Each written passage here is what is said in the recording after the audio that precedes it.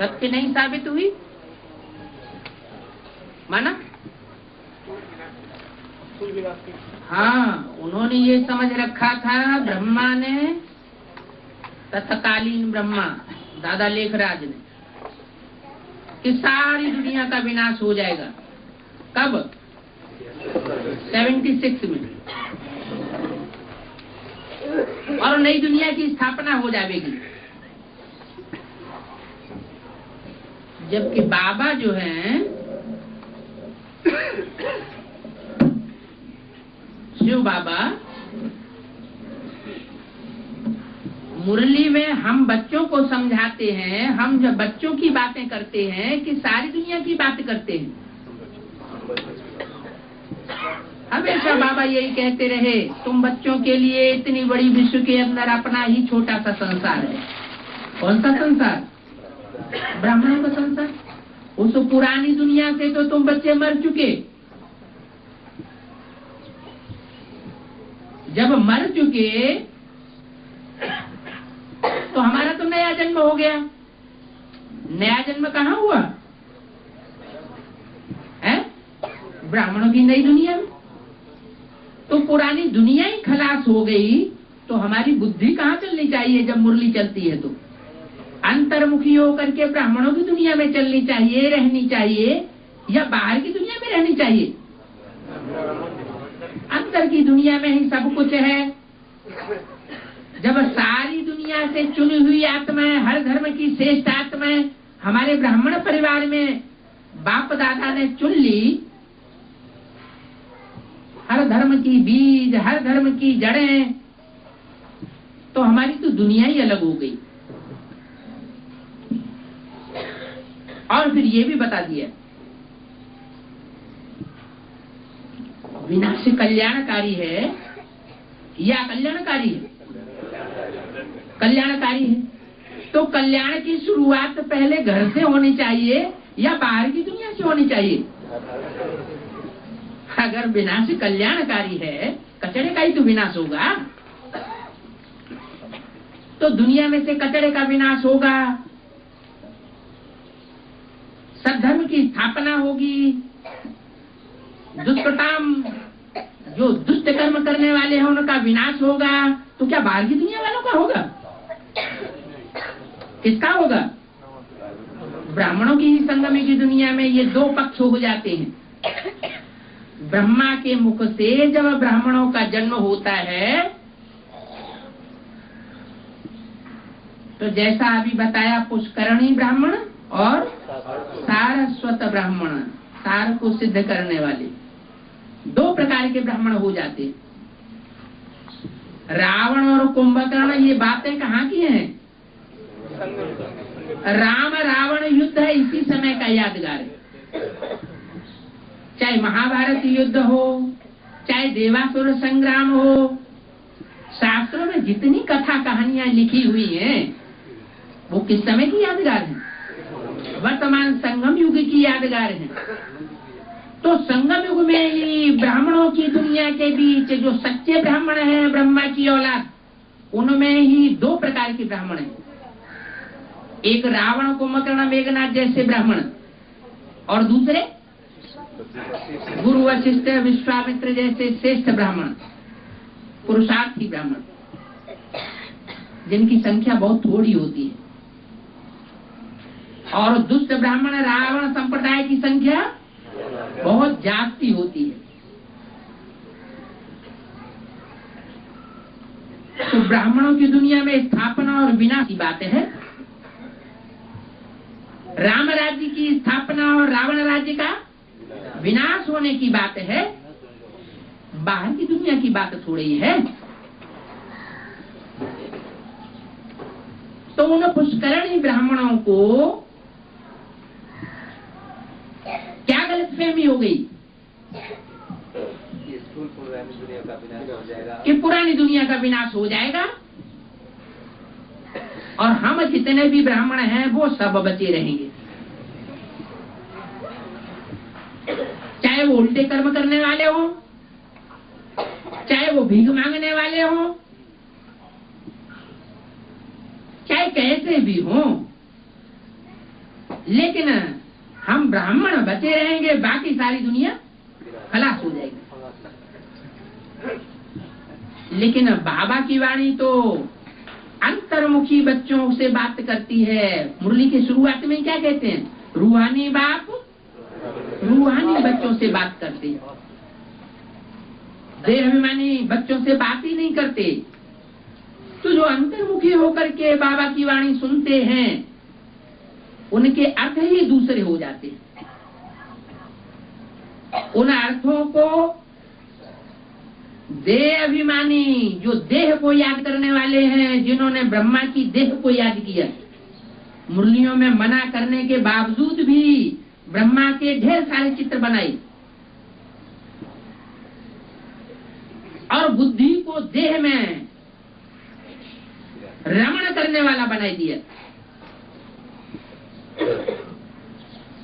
तो ब्रह्मा के जीवित रहने तक जो भी बच्चों ने ब्रह्मा से पालना ली, उनकी बुद्धि कैसी हो गई? बहिर्मुखी हुई या अंतर्मुखी हुई? उन्होंने ब्रह्मा की बाहर की देह को, आवाज देने वाले डब्बे को पहचाना। किसको नहीं पहचाना? जो सुप्रीम सोल शिव उसमें कार्य कर रहा था, प्यार देने का पार्ट बजाय रहा था, उसको नहीं पहचाना। और ब्रह्मा बाबा के शरीर छोड़ने के बाद, 69 में शरीर छोड़ने के बाद जो बच्चे ज्ञान में आए, उन्होंने बाबा की पालना ही नहीं ली। साकार में देखा ही नहीं, तो उनको क्या याद आएगा? साकार याद आएगा या ज्योति बिंदु शिव याद आएगा? उनको शिव याद आता है, ऑटोमेटिक ऐसा हो जाता है। वो रूहानी बाप के रूहानी बच्चे हर बात को रूहानियत में रह करके अंतर्मुखी होकर के समझते हैं, देह अभिमानी होकर के नहीं समझते। इसलिए उनके अर्थ ही दूसरे हो जाते हैं। तो यहाँ जो बोला कि उनको तो गलतफहमी हो गई, वो गलतफहमी होने का कारण क्या हुआ? देह अभिमान में रह करके वाणी सुनना, देह अभिमान में रह करके भाषण करना, देह अभिमान में रह करके सारे यज्ञ के कार्य करना। बाबा बताते कुछ और थे, हो जाता था कुछ और। तो मुरलियों में तो बाबा ने कभी नहीं बताया कि ढेर के ढेर चित्र बनाओ। मुरलियों में क्या कहा है? तुम्हारे मुख्य चित्र कौन से हैं? त्रिमूर्ति, गोला, धार, सीढ़ी, लक्ष्मी नारायण, ये 5 चित्रों में दुनिया का सारा ज्ञान समाया हुआ है। माया की मत पर ढेर के ढेर चित्र बनाए दिए, लेकिन उनकी बुद्धि में ये बात नहीं बैठी। फिर भी मम्मा के शरीर छोड़ने के साथ ही साथ ढेर के ढेर चित्र बनाए दिए। देह अभिमान में रहने से देहधारियों से प्रीति भी जुड़ जाती है। अमुक अमुक देहधारियों की जो वाचा है, जो कर्मणा है, जो काम है, देहधारियों से प्रीति होने के कारण उनके काम भी उनको पसंद आते हैं। बाबा की बातें भूल जाती है, ढेर के ढेर चित्र निकल पड़े। बाबा ने कहा और किया। क्या किया? बाबा ने दुनिया से दूर ले जाकर के आबू पर्वत पर एकांत में ध्यान योग में रहने का पुरुषार्थ किया और कराया।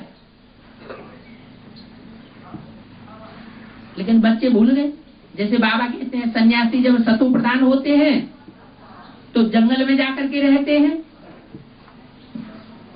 उनकी सतो प्रधानता के आधार पर स्वतः ही उनको रोटी दाल पहुंचती रहती है, और जब तमो प्रधान बनते हैं तो तो शहरों में घुस पड़ते हैं। तो ऐसे ही हुआ। बाबा कभी नहीं चाहता था कि प्रदर्शन की वृत्ति बढ़े। अगर चाहता भी था तो जड़ चित्रों की प्रदर्शनी की तरफ बाबा ने इशारा दिया है, या ब्राह्मण बच्चे अपना रूहानी चित्र ही इतना तीखा, इतना तीखी रूहानियत वाला बनाए कि वो प्रदर्शन योग्य हो। विश्व की आत्माएं स्वतः ही आकर्षित हो जाएं। आखिर इनको मिला क्या है?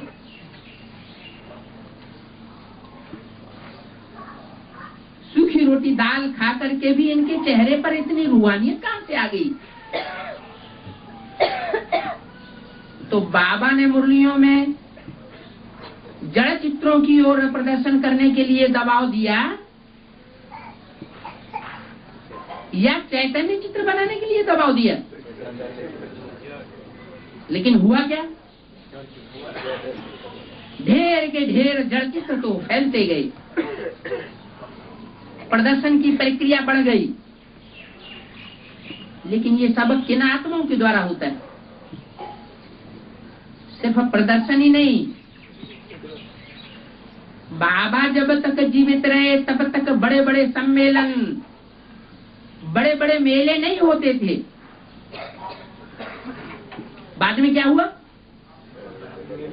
बड़े बड़े मेले, मलाखड़े, सम्मेलन, कॉन्फ्रेंस आदि होने लगी। ये सब भारतीय परंपरा है ज्ञान योग की, या विदेशियों की परंपरा है?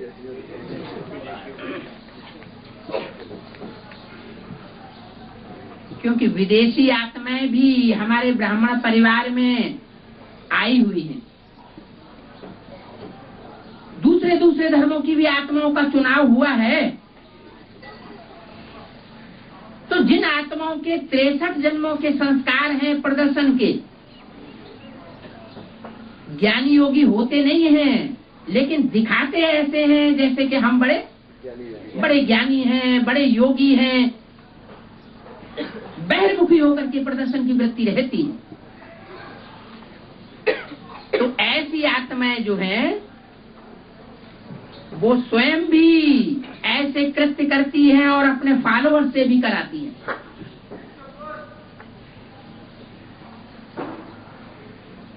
जो भारतीय परंपरा की शुद्ध आत्माएं हैं वो अंदर ही अंदर मुझती भी रहती हैं। उन्हें रास्ता नहीं मिलता, इसलिए रिजल्ट क्या होता है कि पुराने पुराने टूटते जाते हैं और नए नए जुड़ते चले जाते हैं। जैसे बाबा सन्यासियों का मिसाल देते हैं। सन्यासी पकड़ते हैं धनवान लोगों को, और शिव बाबा है गरीब निवाज, वो पकड़ता है गरीबों को। तो ऐसे ही वो प्रदर्शन की वृत्ति के आधार पर बड़े बड़े धनी मानी लोग, बड़ी बड़ी ऊंची कुर्सियों पर रहने वाले लोग, वो नजदीक पहुंचने लग पड़ते हैं। ये सब देहभान के कारण होता है। और जो बाप को प्रत्यक्ष करने वाले असली बच्चे हैं, बाप को प्रत्यक्ष करने वाले माला के मणके होंगे या दुनियावी रीत से जो वीआईपी हैं वो होंगे। ज्ञानी तू आत्मा मुझे विशेष प्रिय है। ये तो नहीं कहा कि धनवान मुझे विशेष प्रिय है, गद्दीवान मुझे विशेष प्रिय है। नहीं, बाबा की दृष्टि में वीआईपी बच्चे दूसरे हैं, क्योंकि वो रूहों का बाप है, रूहानियत का बाप है। दुनियावी दृष्टि ही दूसरी है, देवभान की दृष्टि ही दूसरी होती है। तो ये अंतर पड़ गया समझने में और समझाने में। एडवांस पार्टी के जो रूहानियत वाले सार सिद्ध ब्राह्मण हुए, उन्होंने ज्ञान की गहराई में जाकर के जो गहरे अर्थ निकाले,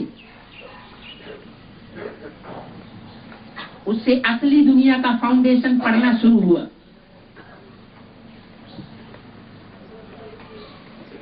जो हर धर्म की चुनी हुई बीज रूप आत्माएं हैं, वो निकलना शुरू हुई।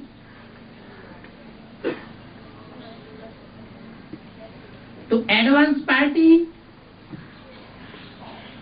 अंदर अंदर आगे बढ़ने वाली साबित होती है, लेकिन बाहर से कोई दिखावा नहीं करती।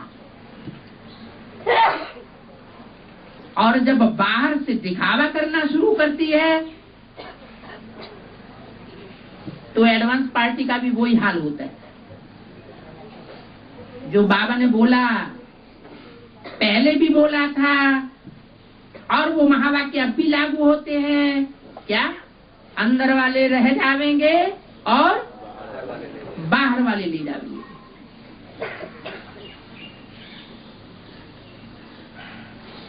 तो यहाँ इस बात का ध्यान रखना है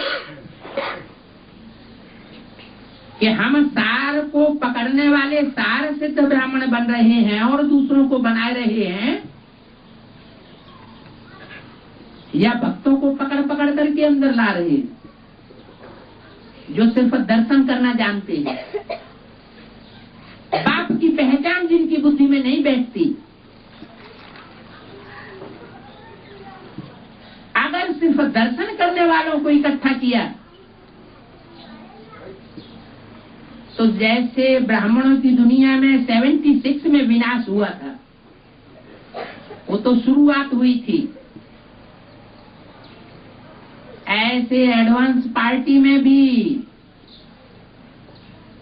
जो भक्त किस्म की आत्माएं हैं, ज्ञानी तो आत्मा नहीं है, ज्ञान के आधार पर बुद्धि से बाप को,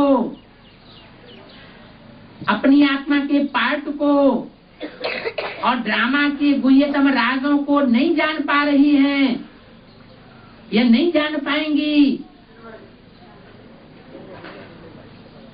उनका फिर विनाश हो जाएगा। विनाश हो जाएगा माना क्या शरीर से खलास हो जाएंगे? शरीर से नहीं खलास हो जाएंगे, अनिश्चय बुद्धि बन जाएंगे।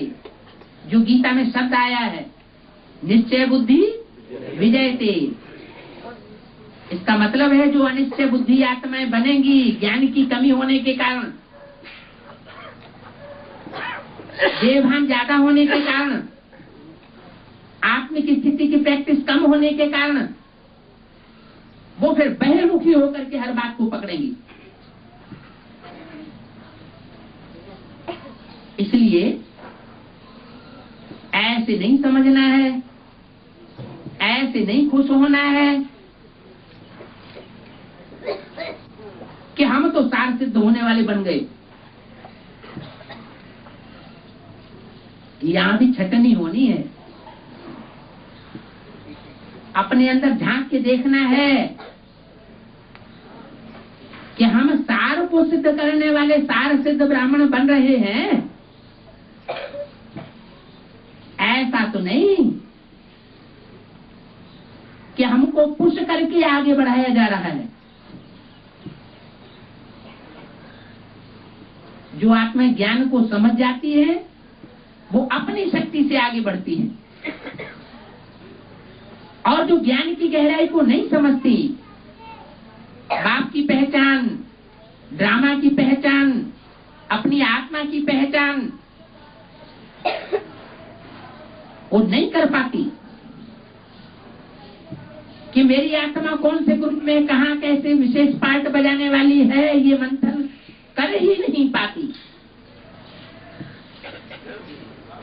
तो ऐसी आत्माओं का पतन होना फिर निश्चित है। अभी संगम युग में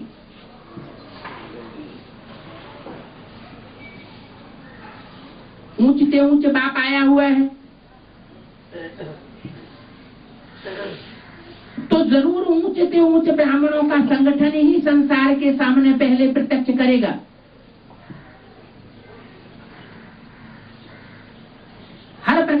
जो आत्माएं ब्राह्मणों की दुनिया में अभी हैं, चाहे बीके में चाहे एडवांस में, वो सब नई दुनिया के संगठन में प्रत्यक्ष नहीं होंगी। मनुष्यों के बनाए हुए 7 वंडर्स हैं।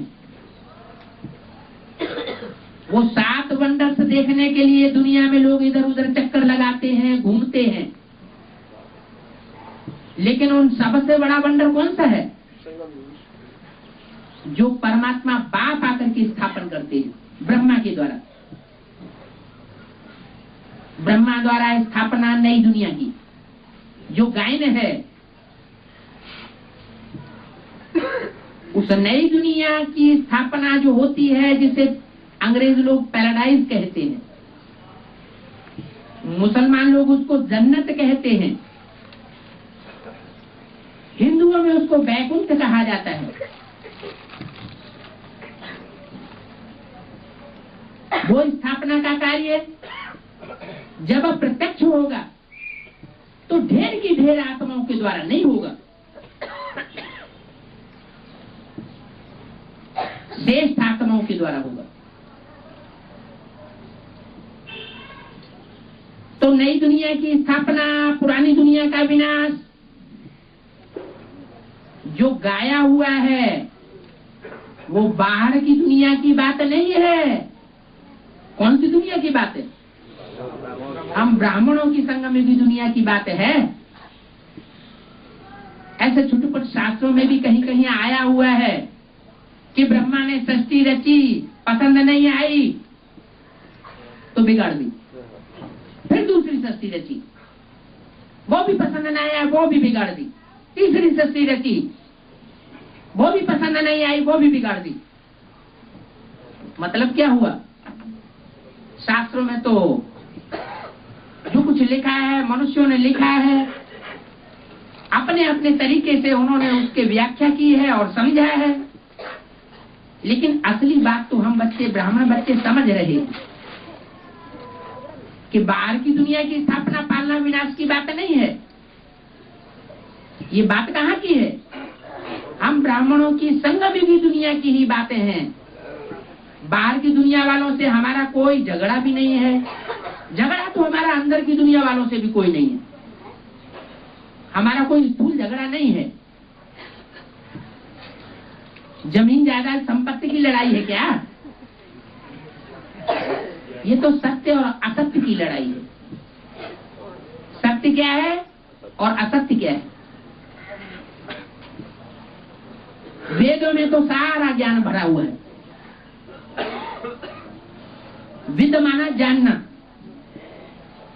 वेद माना जानकारी। तो परमात्मा बाप शिव ने आकर के ब्रह्मा के मुख से जो कुछ बोला, वो उच्छ्वास के रूप में जो वेद निकले, उनका बाद में आलोड़न हुआ मनीषियों के द्वारा। वो मनीषी कोई और नहीं थे, वो मनन चिंतन मंथन करने वाले, चर्निंग करने वाले, जुगाली करने वाले हम ब्राह्मण बच्चे ही थे। और अभी वो शूटिंग कर रहे हैं। मनन चिंतन मंथन जिसका गायन है शास्त्रों में, विचार सागर मंथन, वो विचार सागर मंथन हम सब बच्चे इस समय कर रहे हैं।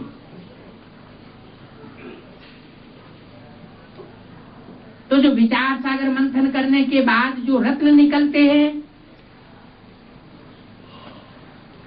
उन रत्नों के ऊपर नंबरवार कैटेगरीज हैं जिन बच्चों का अधिकार होता है। कोई बच्चे वैष्णव संप्रदाय कहे जाते हैं, कोई बच्चे शैव संप्रदाय कहे जाते हैं, कोई बच्चे ब्रह्म समाजी कहे जाते हैं। तो जैसे जैसे ग्रुप्स हैं वैसी वैसी उनको प्राप्ति होती है। अभी हम ब्राह्मण बच्चे ही प्राप्ति करने के अधिकारी हैं। स्थूल में कुछ नहीं दिखाई पड़ रहा है, लेकिन अंदर अंदर आत्मा के अंदर सब प्रकार की शूटिंग होती जा रही है। अभी अगर प्राप्त नहीं किया तो फिर कभी प्राप्त नहीं कर सकेंगे। अभी पुरुषार्थ करने का सबसे श्रेष्ठ लास्ट टाइम चल रहा है। क्यों? क्योंकि अब ज्ञान सूर्य प्रत्यक्ष होने वाला है। वास्तव में ब्राह्मणों की संगम युग दुनिया का जो भी कार्य है स्थापना विनाश का, वो अब संपन्न होने जा रहा है। बहुत ज्यादा दूर समय नहीं रह गया।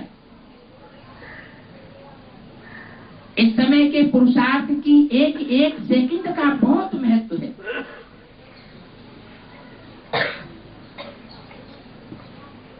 इसलिए ऐसा न हो जाए कि ज्ञान की कमी के कारण और देह अभिमान की बहुतायत के कारण हम असलियत से दूर हो जाएं। अगर कोई बात समझ में नहीं आती है तो अपने से जो पुराने हैं, होशियार हैं, अथवा जो हमको ज्ञान देने के निमित्त बने हैं, ईश्वरीय संदेश देने के निमित्त बने हैं, उनसे जानने की चेष्टा करें। वो नहीं बता सकते हैं तो एक से एक बढ़कर के ब्राह्मण बैठे हुए हैं दुनिया में। वो संगठन क्लासेस होते रहते हैं, सारे भारतवर्ष में संगठन क्लासेस होते हैं। उनमें जो अच्छे अच्छे महारथी हैं, ज्ञान को समझने समझाने वाले हैं, उनसे संपर्क करें। उनसे भी बात समझ में नहीं आती है तो बाबा ने जैसे बताया, जहां जहां मिनी मधुबन बनावेंगे वहां वहां बाप दादा आवेंगे। उस आधार पर जो मिनी मधुबन खुल रहे हैं वहां पहुंच करके बड़ी बड़ी टीचर्स जो एडवांस कोर्स देने वाली हैं उनसे समझे। वो भी नहीं समझा सकती हैं तो हेड ऑफिस में पहुंच करके उस बात की गहराई को जान सकते हैं, लेकिन पत्रों के द्वारा नहीं। पत्र व्यवहार के द्वारा कभी कोई बात का समाधान नहीं हो सकता। एक बात का समाधान करेंगे दूसरी बात पैदा हो जाएगी। वो रावण के सिर बढ़ते ही चले जाएंगे। पूछ पूछ की पूछ कभी खत्म नहीं होगी। इसलिए बोला है, शास्त्रों में भी बोला है, सन्मुख हो जीव मोहि जबहि, जन्म कोटि अघन आसहि तबहि। ये ज्ञान कोई रटा हुआ ज्ञान नहीं है, पुस्तकीय या शास्त्रों का ज्ञान नहीं है। ये तो रूबरू बैठ करके ही समझा जा सकता है। पुराने जो शास्त्र हैं उनमें भी यही परंपरा रही है, एक गुरु और एक चेले को बैठ के समझाता था। आज की दुनिया में तो गुरु और चेलों की ये परंपरा के एक प्रवचन करने बैठ गया और ढेर के ढेर सुनने बैठ गए। गुरु मंत्र लेने के लिए बैठ गए। ये तो सिर्फ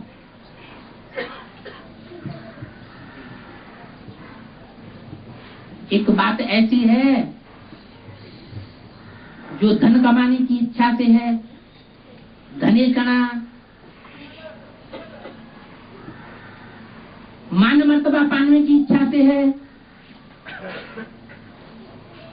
उसमें कोई तत्व नहीं है। ईश्वरीय प्राप्ति इस प्रकार की नहीं होती है। ईश्वर तो ऐसी प्राप्ति कराने आया है जो सदाकाल की प्राप्ति है। प्राप्ति करने वाले और कराने वाले अनेक जन्मों की प्रारब्ध प्राप्त करेंगे।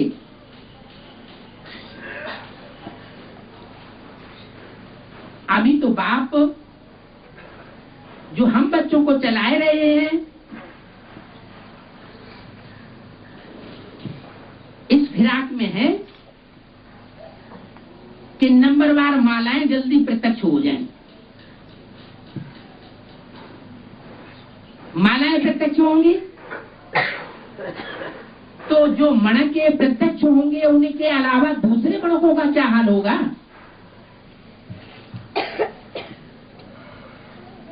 जो मणके प्रत्यक्ष होकर के संसार के ब्राह्मण परिवार के, पहले तो ब्राह्मण परिवार के सामने प्रत्यक्ष होंगे, तो ब्राह्मण परिवार के अंदर तो उनकी जय जयकार होगी, और जो अब्राह्मण है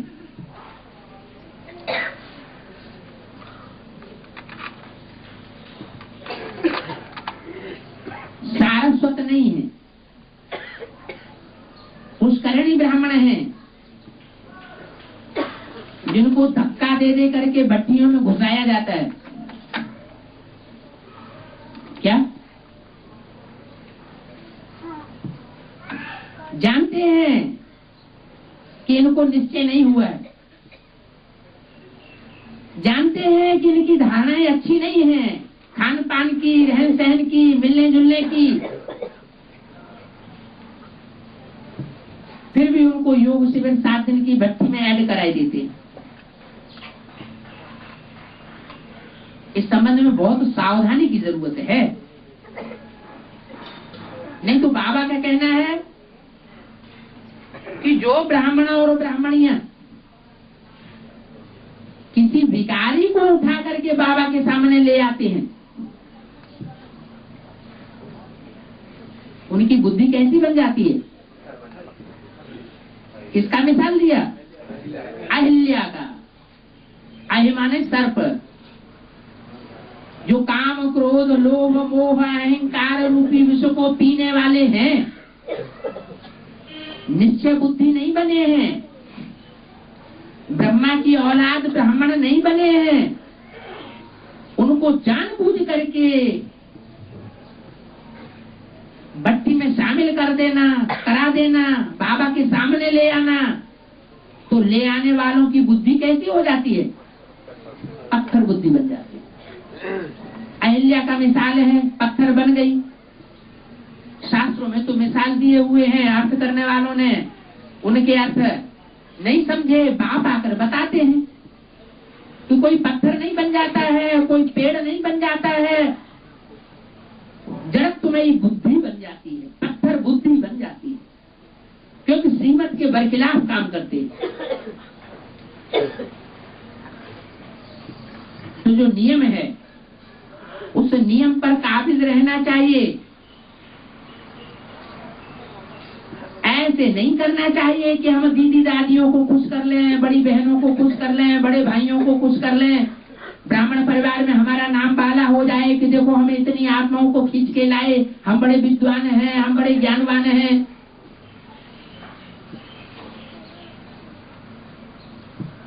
इससे सुधार नहीं होगा,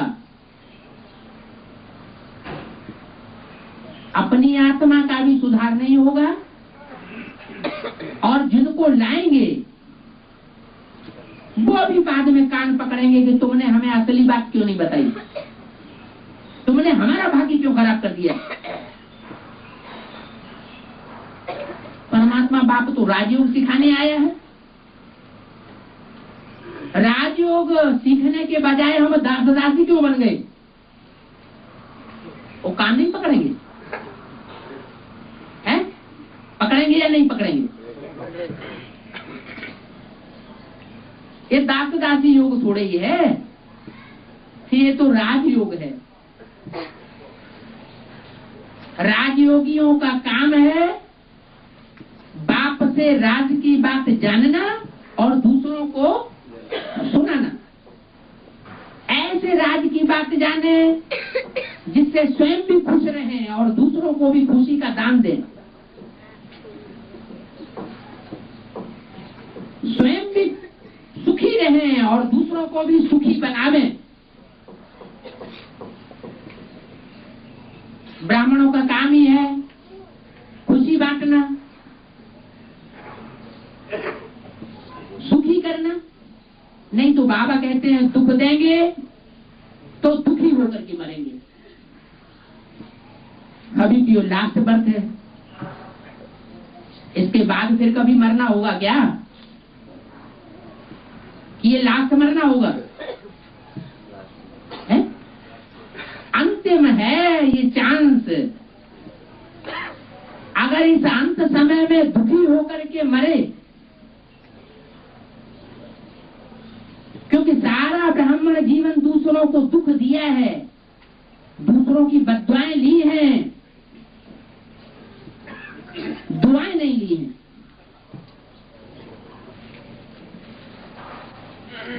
तो जो बद्दुआएं लगातार सारा ब्राह्मण जीवन लेने के आदि बन चुके हैं, तो अंत समय में उनको सुख मिलेगा या दुख मिलेगा? दुख मिलेगा। अंत मते सो गते हो जाएगी। अनेक जन्मों की गति क्या होगी? अब चूंकि ब्राह्मण बने हैं, बाप के ऊपर एक बार निश्चय किया है, तो सतयुग त्रेता में तो आ जाएंगे, सुख की सृष्टि में तो आ जाएंगे, लेकिन बाद के जो 63 जन्म हैं उनमें सुख की प्रारब्ध नहीं पा सकेंगे दूसरी आत्माओं के मुकाबले, जिन्होंने सुख देने का ज्यादा पुरुषार्थ किया है, दूसरों को खुशी देने का ज्यादा पुरुषार्थ किया है।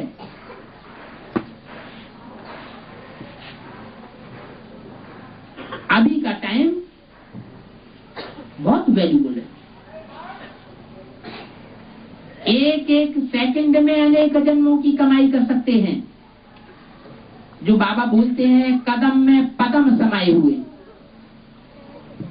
कदम का मतलब स्थूल कदम से तो नहीं है। हम जो भी कार्य करें उसमें देखें, उस कार्य करने से हमको खुशी मिल रही है। खुशी तभी मिलेगी जब हम उस कार्य से दूसरों की सेवा करेंगे। हमारे जीवन का लक्ष्य ही है करुणा से सेवा करना, वाचा से सेवा करना, मनसा के संकल्पों से सेवा करना। सारी दुनिया हमारा परिवार है। ब्राह्मणों की सारी ही दुनिया पहला परिवार है। और जब टोटल विनाश होगा तो सारी दुनिया की 500 करोड़ मनुष्य आत्माएं हमारा ही परिवार होंगी। ब्रह्मा की संतान बनेंगी। किसी के प्रति हमारे अंदर बैर भाव नहीं होना चाहिए। ईर्ष्या, द्वेष, हसद की भावना नहीं होनी चाहिए। चाहे कोई अज्ञान में है, इस समय हमारा तिरस्कार कर रहे हैं, लात मार रहे हैं, तो हमें रहम आना चाहिए अंदर से कि ये हमारे ही परिवार के भांति हैं। हम तो पूर्वज की स्टेज में जाने वाले हैं। सारी सृष्टि के सब जनरेशंस के जो भी 83 जनरेशन है, 84 कहिए, उन सब के हम पूर्वज हैं। तो कितनी ऊंची भावना होगी। जो बड़ा होता है वो छोटों के प्रति क्षमाशील होता है। कहते भी हैं क्षमा बड़न को चाहिए, छोटन को अपराध, लेकिन वो तो उन्होंने गलत कह दिया। ऐसे नहीं, छोटों को अपराध ही करना चाहिए नहीं। उसका भाव यह है कि अगर छोटे अज्ञानता में आकर के, क्योंकि छोटे हैं ना, बुद्धि तीव्र नहीं है उतनी। कोई बच्चे ऐसे होते हैं बहुत बड़े हो जाते हैं, उनकी बुद्धि तालीम नहीं बन पाती। कोई ऐसे बच्चे होते हैं छोटी उम्र में ही बहुत होशियार हो जाते हैं, बहुत समझदार, सेंसिटिव हो जाते हैं।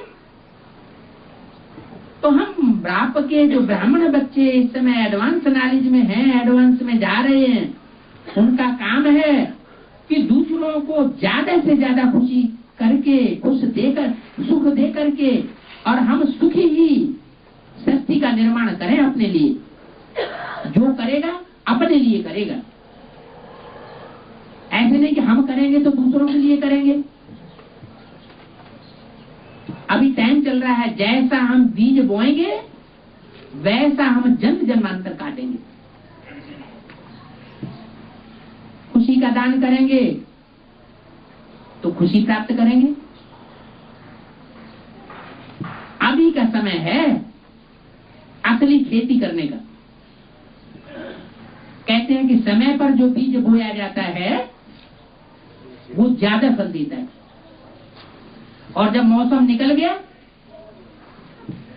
फिर बीज बोने से उतनी पैदाइश अच्छी नहीं होती है। तो अभी बहुत श्रेष्ठ टाइम चल रहा है।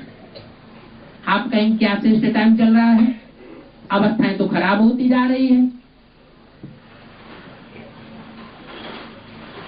द्वापर युग में चौथी अवस्था चल रही है। बाबा एक बात पूछना है। खड़े होके पूछो। एक आत्मा को हम 3-4 साल से ज्ञान में लाए हैं, तो समझ पाते कि नहीं पाते हैं, वो बहुत कुछ उसको रास्ता में लाने के लिए हम बहुत कुछ कोशिश किए हैं। एक मिनट, अभी भरी सभा में वो प्रश्न करिए, वो बातें करिए जो जनरल बात हो, पर्सनल बातें नहीं करना। अभी नहीं, अभी जो तो लंबा हो जाएगा। नहीं, आप जो अभी बोले हैं ना, जो आत्मा समझती नहीं है उसको लाने देखते हैं तो आने नहीं पाती है, वही इसीलिए हम पूछ रहे हैं। यहाँ का जो नियम बना हुआ है वो ये नियम है कि जो निश्चय बुद्धि बन जाए उन्हीं को लाना है। जिन्होंने बाप को पहचान लिया उनको लाना है, दूसरों को नहीं लाना है। इसके लिए एफिडेविट की भी व्यवस्था कर दी गई। एफिडेविट माना कोर्ट में जाकर के ये शपथ पत्र लें कि हमने इस तरीके से पहचान लिया, ज्ञान के आधार पर पहचान लिया, मुरलियों और अव्यक्त वाणियों के आधार पर पहचान लिया। आप झूठा एफिडेविट भरवा लाएं, साइन करा लाएं, और यहाँ देखने में आता है निश्चित तो है ना बाबा। पूछे तो बोला है बाबा तो निश्चित है, जितना भक्ति मार्ग में जो धक्का खाया है वो सब अभी तक नहीं गया है। तो बोला बाबा का तो निश्चित है, हमारा क्यों नहीं होता है, योग क्यों नहीं लगता है, बार बार दूसरा तरफ बुद्धि दौड़ता है। हम तो बाबा को निश्चित किए हैं, तभी भी वो भक्ति मार्ग क्यों आ रहा है। बात यह है कि 63 जन्म संस्कार रहे हैं भक्ति के। अच्छा। और 63 जन्मों में जो राम और राम की कैटेगरी की ज्ञानी तू आत्माएं हैं, उन आत्माओं से कोई का संपर्क संसर्ग संबंध ज्यादा रहा है अनेक जन्मों तक, और कोई का संबंध संपर्क संसर्ग कम रहा है। तो अनेक जन्मों में जो आत्माएं ज्यादा संसर्ग संपर्क संबंध में जुटी हैं वो उसी कैटेगरी की बनेगी ना, इसलिए उनका योग भी अच्छा लगेगा। अगर दूर हो गई है,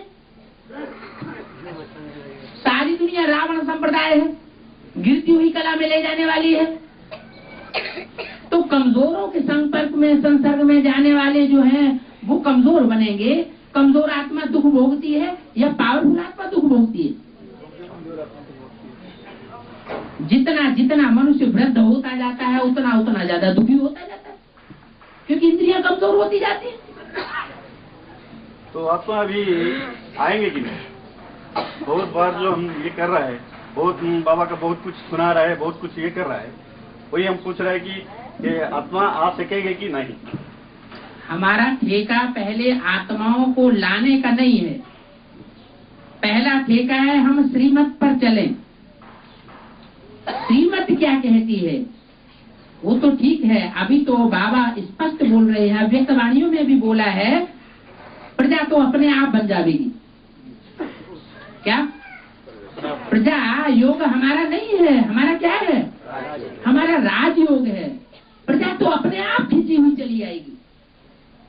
अभी पहले हमको करना क्या है? जो ब्राह्मण परिवार की श्रेष्ठ आत्माएं हैं उन आत्माओं को आगे बढ़ाना। चाहे एडवांस नॉलेज में वंचित हो गई हैं और चाहे बेसिक नॉलेज में वंचित हो गई हैं,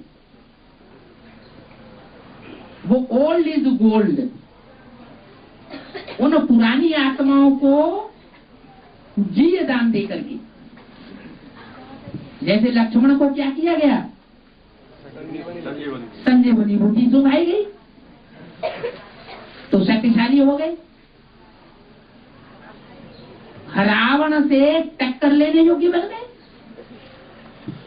तो ऐसे ही यहाँ जो आत्माएं, ब्राह्मण आत्माएं, पहले घर का सुधार करना है कि पहले बाहर का सुधार करना है? हाँ, कोई कोई ऐसे भी हो सकते हैं जो पूर्व जन्म में ब्राह्मण रह चुके हो, अभी दोबारा जन्म लेकर के आए हो, और वो स्वतः ही हमारे संपर्क में आ रहे हो, संबंध जोड़ने की कोशिश कर रहे हो, संसर्ग में आना चाहते हो, तो उनको तो लेना है। बाकी जो आत्माएं सुनना ही नहीं चाहती,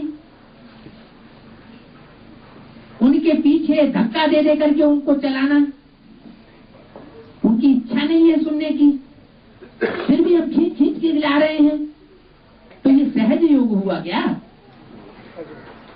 ये तो धक्का देने से पुष्करणी ब्राह्मण बनेंगे या पावरफुल बनेंगे? पुष्करणी ब्राह्मण बन जाएंगे। ठीक है, बाप के परिवार के नजदीक आ जाएंगे, बाप की दिव्य दृष्टि उन्हें प्राप्त होगी, डायरेक्ट बाप से कनेक्शन होगा, तो कुछ न कुछ असर तो पड़ेगा। लेकिन जैसा बनना चाहिए, जैसा बनाना चाहिए, बनाने वाले ने वैसा नहीं बनाया। बाबा कभी नहीं कहते किसी को भक्त बनाओ, किसी को प्रजा बनाओ, किसी को दास दासी बनाओ। बाबा तो क्या स्थापन करने आए हैं? राजयोग के द्वारा राजाई संगठन स्थापन करने आए हैं, राजधानी स्थापन करने आए हैं। अगर कमजोर आत्माओं को इकट्ठा करते रहे तो आपकी राजधानी कैसी बनेगी? कमजोर राजधानी बनेगी, हिलती डुलती रहेगी, शत्रुओं के आक्रमण होते रहेंगे, आप परेशान रहेंगे, राजाई क्या मुसीबत हो जाएगी। तो ऐसी राजाई लेनी है क्या? राजाई तो सुख समृद्धि के लिए ली जाती है, सुखी रहने के लिए ली जाती है, या अनेक प्रकार की चिंताएं बढ़ाने के लिए ली जाती है। बाप तो पहला वर्षा हमको कौन सा देने आए हैं? मुक्ति और जीवन मुक्ति का, माना दुख दर्दों से, चिंताओं से, परेशानियों से मुक्त रहें। हम ऐसी आत्माओं को लाएं और कल वो हमें काटना शुरू कर दें, हमको, हमारे ब्राह्मण परिवार को दुख देना शुरू कर दें, तो उससे शूटिंग कैसी होगी? शूटिंग हमारी बनेगी या बिगड़ेगी? इसलिए एक एक बात की गहराई में जाकर के तब हम कदम बढ़ाएं। नहीं समझ सकते हैं, फैसला नहीं ले सकते हैं, तो बाबा से पूछें। होता क्या है कि जो जो इस समय ज्ञान में आ रहे हैं वो खुद मुख्तियार बन जाते हैं तुरंत। जो संदेश देने वाले हैं, ज्ञान में लाने वाले हैं, एडवांस कोर्स देने वाले हैं, उनका रिगार्ड भी नहीं करते। शास्त्रों की परिभाषा में ऐसों को क्या कहा जाता है?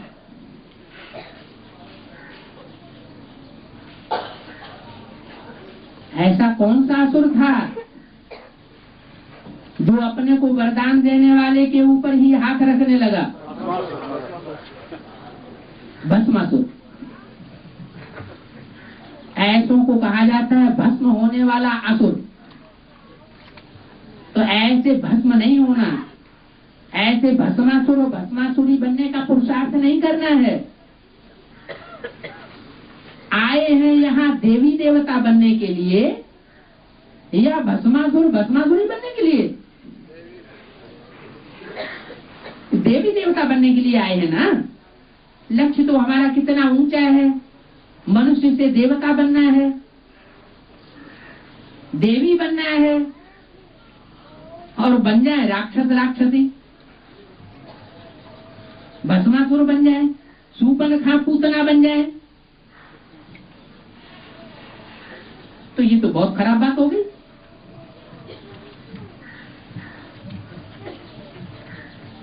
समय की वैल्यू नहीं है, व्यक्तियों की परख नहीं है।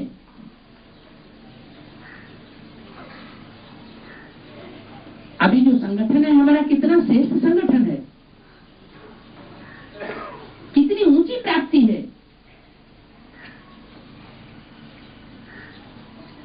बाप के जो वर्षन हमको मुरली में सुनने को मिलते हैं वो एक एक रतन हीरों की खान है।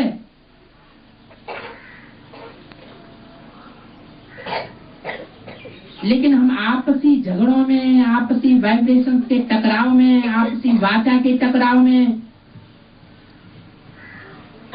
जो एक दूसरे के विपरीत कर्म करते हैं, उन कर्मणा के टकराव में अपना टाइम वेस्ट कर रहे हैं।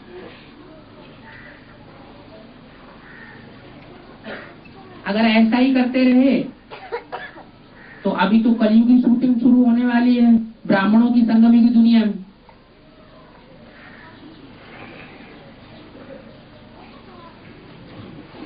स्थिति जो एडवांस पार्टी में चल रही है वो तथाकथित आधारभूत ब्राह्मणों की दुनिया से भी जास्ती बदतर हो जाएगी।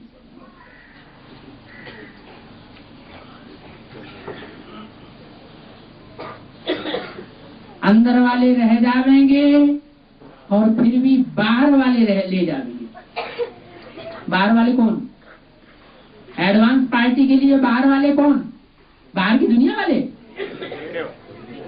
बाहर की दुनिया वालों की बात नहीं है, ब्राह्मणों की दुनिया में ही, जिनके लिए अभी हम हंस रहे हैं, उनमें से कोई ऐसी श्रेष्ठ आत्माएं निकलेंगी कि बाजी मार ले जाएंगी और हम देखते रह जाएंगे। सब नहीं, कोई कोई, जैसे 76 से हुआ, ऐसे नहीं कि नए नए आने वाले सारे ही एडवांस में आ गए हों। 69 के बाद, मम्मा बाबा के शरीर छोड़ने के बाद जो भी ब्राह्मण बने वो सारे ही एडवांस में आ गए हों, ये कोई जरूरी नहीं हुआ। लेकिन मोस्टली क्या हुआ, पुराने पुराने रह गए, जो दीदी दादी दादाएं कहे जाते थे, वर्षों पुराने समय से पुरुषार्थ कर रहे थे, पुराने पुराने ऋषि मुनि सन्यासी, वो रह गए और नए नए एडवांस में बाजी मार गए। वो रुद्रमाला का मणका डायरेक्ट बाप के बच्चे शिववंशी ब्राह्मण, जो सबसे ऊंची चोटी के ब्राह्मण हैं, वो बनने की लिस्ट में आ गए।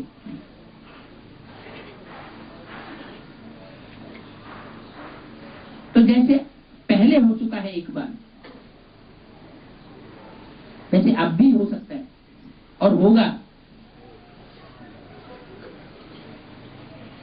कोई भी बात की गहराई में जाने के लिए अंतर्मुखी होना पड़ता है, एकदम अंतर्मुखी। दूसरी आत्माएं हमको डिस्टर्ब करेंगी,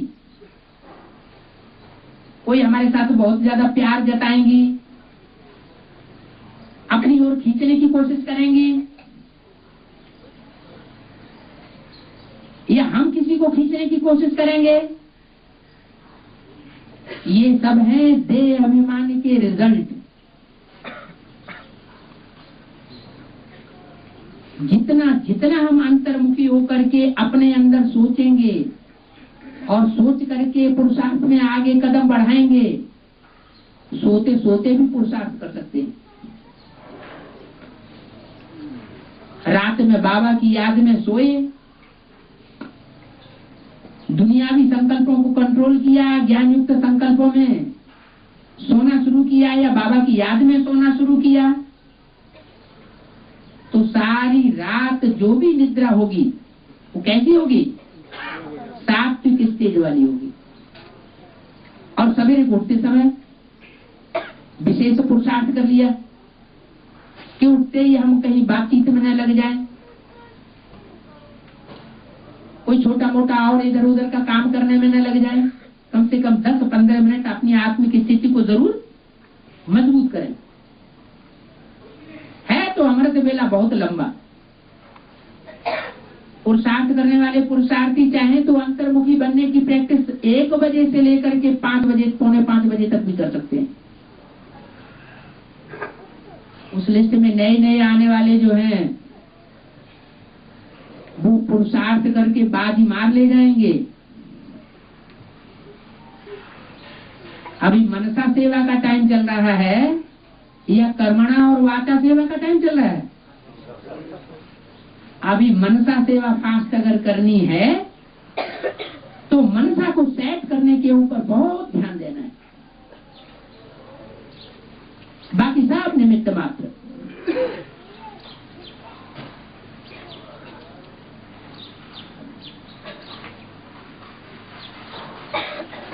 तो जो अभी वाणी सुन रहे थे, उस वाणी में बताया गया पुरानी दुनिया का विनाश, नई दुनिया की स्थापना। वो आधार मूर्त ब्राह्मण तो मुगालते में रह गए, उन्होंने उल्टा अर्थ लगा लिया। ऐसा तो नहीं है कि एडवांस ब्राह्मणों की दुनिया में भी उल्टे अर्थ लगा रहे हों और उल्टे अर्थों के कारण उनकी बुद्धि में बैठ गया हो पक्का, और दूसरों को भी उन्होंने समझाई दिया हो पक्का क्या कि 2000 के आसपास सारी दुनिया का विनाश हो जाएगा। पहले सारी दुनिया का विनाश होगा कि पहले ब्राह्मणों की दुनिया में जो कचरा है वो साफ होगा? ब्राह्मणों की दुनिया में पहले नंबरवार मालाएं प्रत्यक्ष होंगी संगठित होकर के।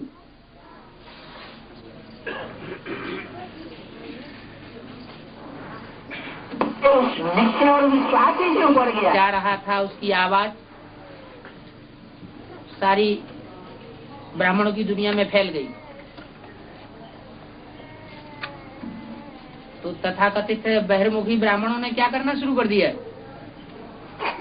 उसी टाइम पर क्या किया? कौन सा प्रोग्राम बना लिया है? हाँ, रथ यात्रा निकालना। हर शहर में रथ यात्राएं होने लगी। तो ये भक्ति मार्ग का आडंबर में फंसाने वाली बात नहीं है। जैसे दुनिया में भक्ति मार्ग बढ़ता जा रहा है, जगन्नाथ के मंदिर में रथ यात्रा निकलती है और उसकी संख्या बढ़ती चली जा रही है, तो वैसे ही ये नहीं हो गया क्या? ये बात सिर्फ वहां की ही नहीं है, यहाँ के लिए भी ये बात लागू हो सकती है आगे चल के। मिनी मधुबन खुलते जा रहे हैं, गैदरिंग से एडवांस वालों की बढ़ती जा रही है, लेकिन ये अंदर से देखना असंतुष्टि तो नहीं बढ़ती जा रही है। असंतोष तो आपस में नहीं बढ़ता जा रहा है, दुख का लेन देन तो नहीं बढ़ता जा रहा है, दृष्टि का करप्शन तो नहीं बढ़ता जा रहा है, एक दूसरे के प्रति वाचा में बंधते तो नहीं जा रहे हैं।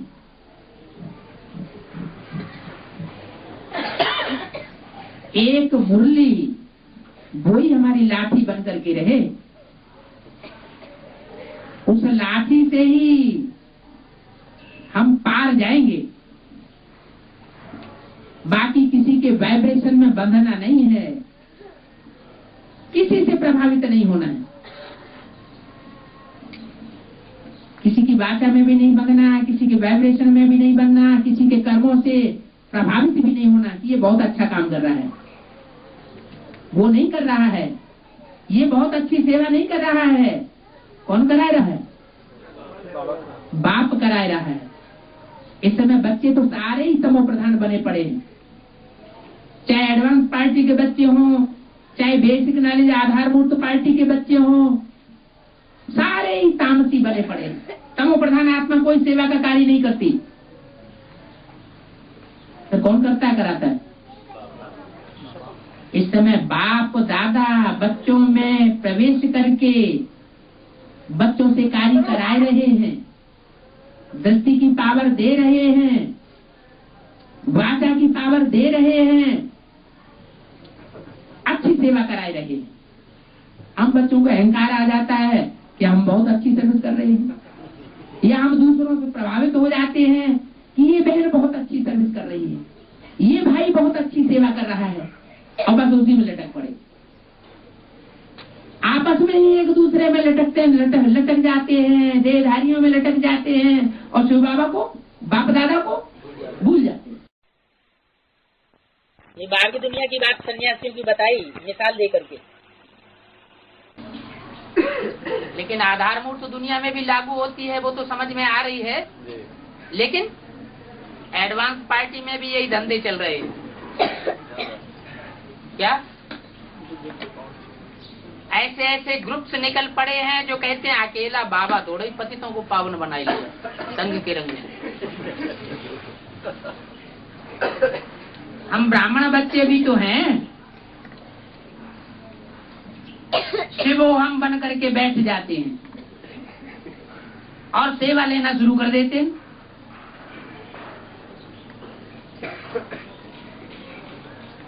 ऐसों से बहुत सावधान रहने की आवश्यकता है, खास करके कन्याओं माताओं को।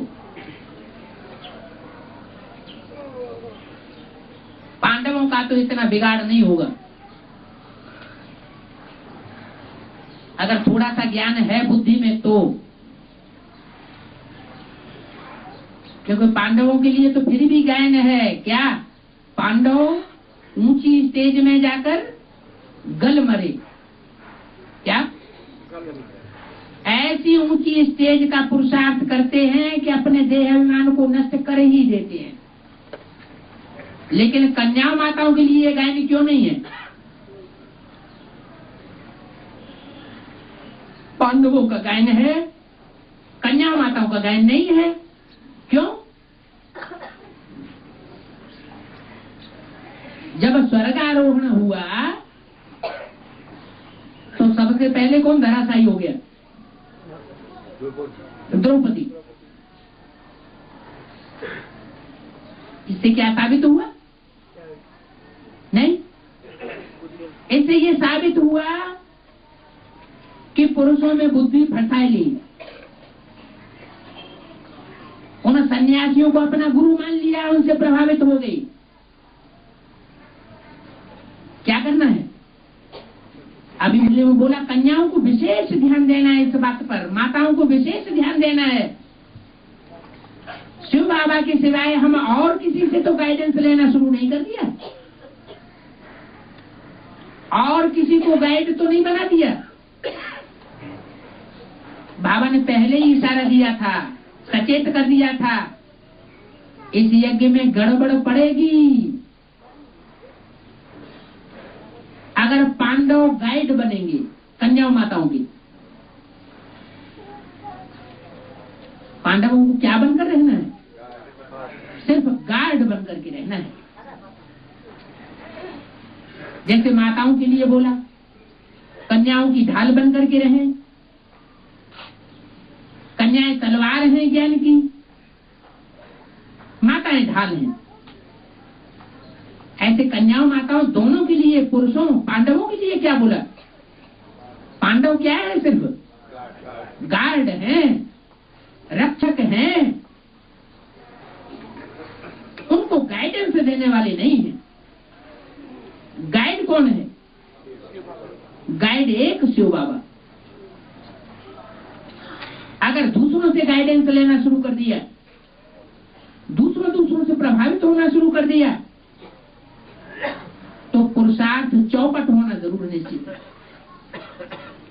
जैसे द्रौपदी धराशायी हो गई, नाम तो द्रौपदी दिया गया, ध्रुवपद पाने वाली, लेकिन पुरुषार्थ का कैसा चौपटा हो गया?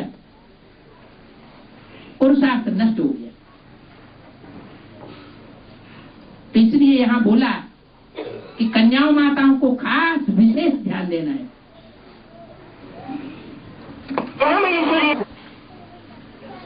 एडवांस नॉलेज में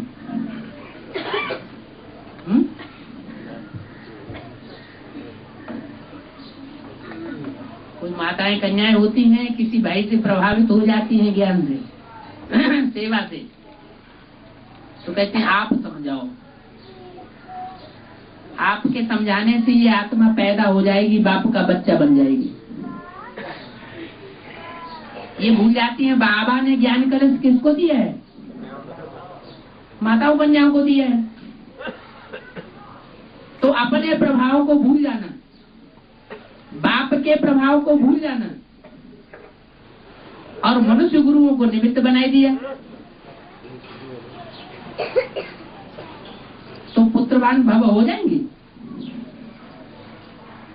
श्रेष्ठ पुत्र का जन्म होगा। क्या करना चाहिए? क्या करना चाहिए? हाँ, वो स्वयं हिम्मत करें उन्हें समझाने की।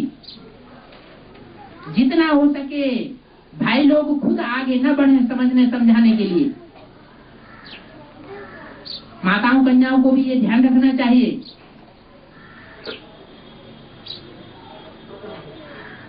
कि बाबा ने जहां तक सीमा बांध दी है पांडवों के लिए कि शिकार मार करके बाहर से लाएं, यहां तक उनकी सीमा है। क्या? किसी आत्मा को कन्विंस करके, बातचीत करके और उसको कन्विंस करके, प्रभावित करके ले आए। किसके सामने? कन्या माताओं के सामने। बाकी उसे पकाना, खिलाना, ये सब किसका काम? ये सब कन्या माताओं का काम। लेकिन होता क्या है? होता फिर उल्टा है। जो संदेश देना बाहर की दुनिया में जाकर के पांडवों का काम है, तो पांडव क्या करते हैं? कन्या माताओं को साथ में ले जाएंगे प्रभाव दिखाने के लिए। तो उल्टा हुआ और सीधा हुआ। ये तो और उल्टा कर रहे हो। इससे देहवान वाली संतान पैदा होगी या आत्माभिमानी संतान पैदा होगी? विशेष ब्राह्मण पैदा होगा या पुष्कर वो सारस्वत पैदा होगा? सारस्वत ब्राह्मण पैदाइश तभी हो सकती है जब बाबा के नियमों का हम अक्षर से पालन करते रहें। कदम कदम पर, इसलिए बाबा कहते हैं कदम कदम पर श्रीमत लो। अब बाबा थोड़ी बैठा हुआ है। जो भी हम काम करेंगे उस काम करते समय बाबा बैठा हुआ है नहीं।